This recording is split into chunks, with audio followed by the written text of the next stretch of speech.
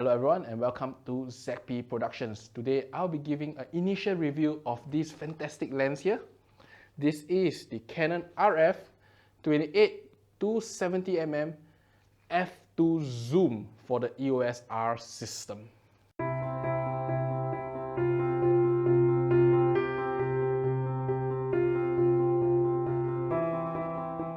Before we start, I'd like to thank SLR Revolution for loaning me the first copy of this lens. It really convinced me that EOS R is the way forward as a full frame camera and lens system. And the copy you see here is the one I purchased, and it's really a great lens since then. So now let us talk a little bit of this lens. As I said, this is going to be only an initial review of this lens, not a full-fledged review. So I'll do things a bit quicker. Firstly, I'll just talk about its build quality. Now, this build quality is great. It's polycarbonate that Canon like to use. It is very sturdy and more scratch resistance than the normal metal lenses. It still has an internal metal core and it gives it a lot of heft and weight. Now, this lens, build quality wise, it is solidly built, but it is also a really big and heavy lens. If you want to compare today, if you look at this lens, which is a 32-64, very close to a 24-70 in full frame. This is a 32-64 GFX. It's so much smaller and it's so much lighter. It's almost a pound lighter than the 28-70 f2 here. Now, if you want to look at the other lens that Canon has in the range now, which is a 70-200 RF lens, similarly, the same thing happens. It is so much smaller and it's so much lighter.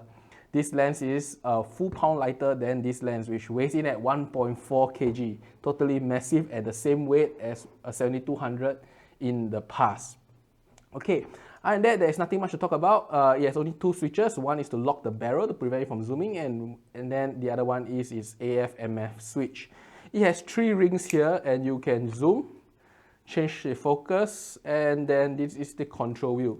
Just note, you can hear the control wheel is a little loud. So if you are doing video recording, this may not be the most optimal item there. Other than that, one more thing I want to talk about is this huge 95mm filter. This is massive, and if you zoom in, you can see tons of glass inside there. Look at the amount of glass inside this lens. Okay, now this is so much for its build quality and size. Now, the next thing we'll talk about is autofocus. Rather than me talking about it, let me show you a video here. What you see is the focusing I'm racking from the front to the back of various short distance ranges, and actually, if you know, in the lens it shifts quite a bit for such a range. You can see this lens really shifts really quick, and if you are here at the scene itself, you can probably hear the lens motor shifting it at great speed, and you can even feel the shake on this lens itself. So AF wise, this lens is great. In fact, as part of my professional work, I shoot kids, I shoot families, and this guy can actually follow a kid running around quickly and getting focus on it. It's only let down by the EOS R, which doesn't have the fastest focusing system in the world. If not 24-70 performance as you have in every other workhorse lens out there. Okay, so after we have talked about AF, the next thing we want to talk about is image quality. Let us go to my workstation here and then let's take a look at a few photos here. Now, all these photos you see here is shot with the 28-70 f2 at various different focal lengths. So what you see is 43mm here. Let's take a zoom in and see how the sharpness itself. Now at 43mm, you can tell that it is really quite sharp. There is some CA, but if you ask me, the CA control on this lens is better than most zooms, and it's even better than 50mm f1.2 to me, because the 50mm f1.2 suffer from really strong magenta if the item is just a bit off focal plane, while this doesn't suffer that much. But you can see here that it's very well controlled. There is very minimum LOCA, longitudinal CA, and its CA is really quite minimal, except you just notice this area here, which may be because I pushed this photo a little bit too much. Now this is 43mm. Now if we take a look at what a 28mm is, and this is an off-center focus, you can see this is really quite sharp for an off-center zoom lens at 28mm f2 wide open. Really, this quality and performance is something you could not have got a few years back. And other than that, really good. In fact, notice there's almost no CA at 28mm. And if you look at the bokeh also, so very little, loca on these silver railings at the side. And really nothing much to say about that is bad on this lens. It's sharp, it's great, and this is off center, so it performs really well. Now if we look at something of a very close range 70mm f2 shot, you can zoom in straight, you can see the details, this insane amount of details at 70mm. So now remember that a lens detail is as much as it is in focus, and if the lens is not in focus, you will never get the details. So really, if the EOS R has a even better focusing system, I think this lens will totally shine, as you can see here. 3x zoom, really sharp. Now if we look at the bokeh itself, really smooth, not the smoothest in the world, not 1.2 smooth, but definitely very usable, and it is close to a short tele prime quality. Now if we look at some other shots I have here, now let's take a look at this shot here. Now this shot is shot with a 35mm, is f2.2 because I think I clicked the control ring a little bit. Now if you notice, this is not the sharpest shot ever, but if you really look really close, the sharpness is probably slightly behind, and as I say again, EOS R is not the best focusing camera in the world. Notice that the petals are really sharp. Maybe it's forward focus or slightly back focus, I'm not really sure. But if not, the amount of details is still really good, and the lens have quite a good control. If we look at the very top here, you can see some of the loca, and this is the green loca that you have. I believe that this can be corrected. I have not done it on this shot, but if not, should be fine for most purposes. And the very last shot I would like to touch on is somewhere in the middle. This is a 57mm shot at f2. Now we zoom in again, once again, you can see that this is sharp. And notice a bit of hazing and decontrast here. This is because the subject is backlit. This is a very bright sky, and the sun is just out of the frame slightly. A 95mm filter lens will suffer from some decontrast, and sadly the hood, now let's go back to see this image here. The hood isn't really deep. In fact, I think that if there's any form of sun, this hood is not going to protect this lens much. So going back to the image itself, you can see some decontrast itself, but other than that, it is pretty much well controlled. Not much flaring or any form of other artifacts in this shot itself. And even though it's decontrast, look at the sharpness on the eye. It is still very good. So at 57mm, of course, this is a 50mm f2 equivalent.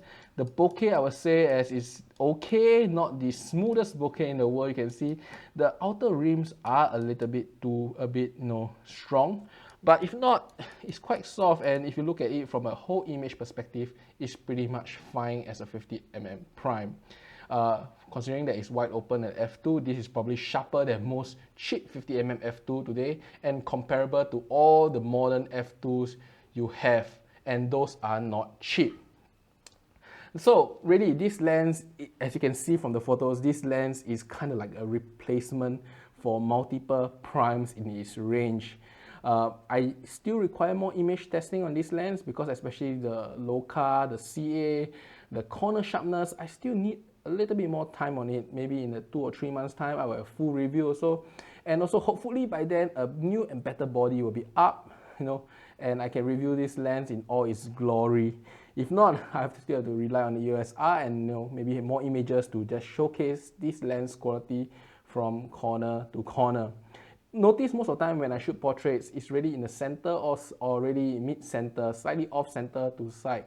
I think that is how most portraits are done. So this lens really performs extremely well in those ranges. There's nothing much to complain on. Okay, so we reached the final part of this lens now, which is pricing and how I feel about this lens. Firstly, this lens is expensive. I will not hide the price. This is over 4,000 Sing dollars. If you look at B&H here, this is a 2,999 USD lens. Really expensive for a zoom. Now, this is of course not the most crazily expensive lens itself, and considering that it's a f2 at 2,999 while the 2.8 is like 2,299, for $700 more you get one whole stock with no IS, so I think it's pretty much okay. And this lens is really tech sharp, replaces all your primes from 28 to 70 as long as you're not looking for a 1.4. Now we go back to B&H, that's the interesting part. Even though it's so expensive, and a lot of people say that it's just a 28-70, you know, a kind of like workhorse lens. Look at the reviews and you will be quite blown away that there is 21 5-star reviews, and the only 3-star review is kind of talking about the EOS R not being up to par compared to the lens. So nothing wrong with the lens and plenty to do with how incompetent EOS R is. Now EOS R is not bad because after the 1.4 patch it performs fantastic, but definitely not good enough for this lens here. So really, what are my thoughts on this lens? You know, a lot of people were saying that this lens is not good for travel, it's so heavy, it should be a studio lens. In fact, I would like to challenge that thought for one moment. Think about it, if you actually purchase 4 primes from 28, 35, 50 and 70 f2s, all the modern lenses, even though they are 1.8, weighs 300-400 grams. So add together 4 lenses, they will maybe even outweigh this lens here. But what you get is absolute convenience. From 28 to 70, just a twist of the ring and you are there. So consider that this is a weather sealed lens and mounted on the EOS body, which is kind of weather sealed. This is like the ultimate lens for traveling in almost any conditions, be it snow, be it light rain. You can use the system and still obtain prime light quality while having the convenience of zoom. I think no other system in the world offers that flexibility there. So really, the EOS R with the 2870, I think this 2870 is a fantastic lens. My initial review really shows that, you know, there's not much you can improve, or maybe slapping on the IS on this lens itself. But if not, if you can afford it, I would say as buy this. Buy this rather than buying 4 primes. 4 primes are maybe slightly cheaper, but they are definitely not going to be lighter, and they are not going to be convenient. I hope you like this video. Do subscribe and like, because the full review of this lens will be coming out in a month or 2, and hopefully by then maybe there's a better camera. If not, I will just show you a lot more images and give you already a full down review on its AF performance, which is very important for a lens like this, a workhorse lens. I may also try to get some really absolute corner shots. Now, a lot of people are claiming that the 2870 has very good corners compared to the 2470. I have to try it out because I mainly shoot portraiture, so this is really not my type of test. I hope you enjoyed this video and see you next time.